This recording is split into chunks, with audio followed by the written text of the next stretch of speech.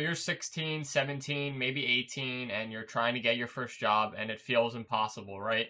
Every application asks for experience you don't have, but here's the secret that most people won't tell you. Being young is actually your biggest advantage. Companies really aren't hiring for a decade of experience. They're hiring you for your energy, your flexibility, your willingness to learn. And I've talked to dozens of students who have landed their first gigs. The ones who succeed all understand one mindset shift. In the next few minutes, I'm going to show you exactly how to kind of flip the script and turn your age into an asset and land that first job even when your resume is basically blank.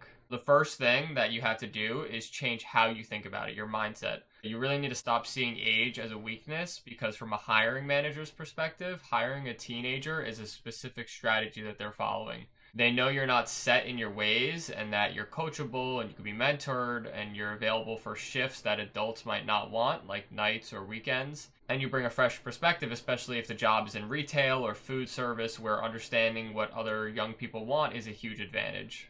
So instead of thinking, I have no experience, you walk in thinking, I'm the exact person that you're looking to connect with for the younger customers, and the confidence shift is going to be everything. It changes how you talk about yourself in your resume, in your cover letter, and most importantly in the interview. Your energy and your willingness to learn are skills that are incredibly valuable as well. They just don't have a line on the standard application. So it's your job to kind of show them that. Obviously, the biggest hurdle is going to be your resume. When you have no formal job history, you can't just leave it blank. You kind of have to get creative and list the things that you've done to prove you're reliable. So think about group projects at school that show that you can collaborate with the team. Did you meet a deadline for a big assignment? That's time management. Did you help organize a school event or a club? That's all project coordination. And this is the key. You really need to use the right language as well. So instead of saying I was in the chess club, you say collaborated with the team to organize weekly meetings and coordinated tournaments, if that's the truth. You develop strong communication and planning skills. There's a huge difference here. You're making an activity and pulling out the professional skills that it demonstrates. So even stuff like babysitting or mowing lawns, there's client management and responsibility. So the goal is to show a pattern that you're reliable, that you're taking initiative, even if it wasn't in a traditional job. Formatting is huge too. I would keep it clean, use bullet points, and make sure that there's no spelling errors. That's the last thing you want to run into. It really just shows that you pay attention to detail. Now, the next question is, where do you actually find these jobs? So everyone goes to big online job boards first, like Indeed or LinkedIn, and that's a huge mistake. You're just really one application in a stack of hundreds on a platform that wasn't built for you. So besides using platforms that are built for you, maybe like stardew.com or Handshake or other student-first platforms, the real opportunity is in the hidden job market. So that obviously means networking and talking with people. First, start with your own network and your own family. Talk to your friends, your parents, your peers, your teachers, that you're looking for a job. And you'd really be surprised at how many opportunities come from that simple conversation. Next, I would probably go hyper-local. So stores and restaurants in your neighborhoods, don't just straight up ask if they're hiring. Maybe ask to speak to a manager, introduce yourself, say you're a local student and you're eager to learn and you're looking for an opportunity. It gives it more of a personal touch, so it makes it more memorable. And you should also look for businesses that naturally hire young people, which, off the top of my head, movie theaters, ice cream shops, grocery stores, pools, camps, right? These places are built on teenage workforce. And don't sleep on platforms like a TaskRabbit or Fiverr or Nextdoor, for small gigs and one-off, responsibilities or tasks, because those goals can kind of help you get your first thing on your resume. Even if it's small, the first reference that you get or the first thing that you eventually start listing is really all that you need to get the ball rolling.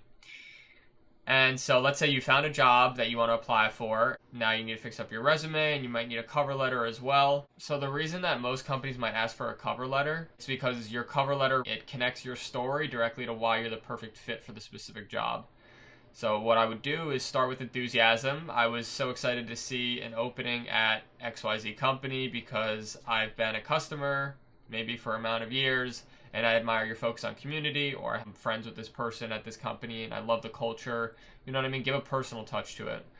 And then directly address the no experience thing head on, but you should frame it as a positive. Say something like, while I may not have work experience, like formal work experience, I have spent the last 2 years developing my time management skills.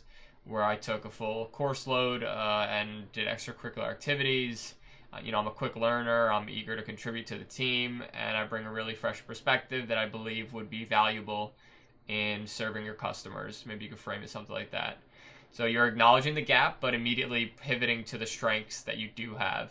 And you should keep it short, probably 3 paragraphs max, and make it really easy to read with a call to action at the end saying, I would love to discuss the opportunity and how my energy and dedication can benefit your team. Something like that. And then the interview is where it all comes together, right? So the biggest fear, some of the hardest questions, like tell me about yourself, or why should we hire you with no experience? Tell me about a time where you experienced something when you don't really have much. So you should get prepared for it, right? You have a story, your answer should be quick and confident, and it should give a summary of who you are as a person. I'm a motivated high school student with a strong interest in XYZ industry. I'm a quick learner, say if you work well with teams or independently, from your experience in school clubs or other side projects. And I'm really excited about the opportunity to mention your work ethic, your positive attitude, just really basic stuff that you can kind of mention. And for the experience question, you can say that you understand that my experience is different from other candidates. So what you lack in actual work history, you can make up for, in flexibility and enthusiasm and a genuine desire to learn. Just even wanting to be mentored or wanting to learn is so important to these employers. You can kind of say that I see this as an opportunity to be trained exactly the way you want your team members to work. It's a good look on you, and you should have at least a couple of questions. I can't stress that enough to ask them. Never say I have no questions, even if it's just asking one. What does a successful employee in this role look like in the first 30 days? Or what does the team culture look like here? So it shows that you're thinking long term and that you're engaged. And, remember, they're not just hiring a set of skills, they're hiring a person that wants to be around. And your attitude is everything. So let's say it all works and you get the call or the email with the job offer. Don't just say yes immediately. First thank them and show your excitement, but then you should get the details in writing that outlines your pay rate, your schedule, your start date. It's really just the standard that you should be doing is just being professional, making sure everyone is on the same page. And then once you have all that, then you're in, and your goal is to now make a really good first impression. So obviously show up early, be ready to listen more than you talk, and pay attention to how things are done. Try to learn as much as you can, and always ask questions, even if you know the answer.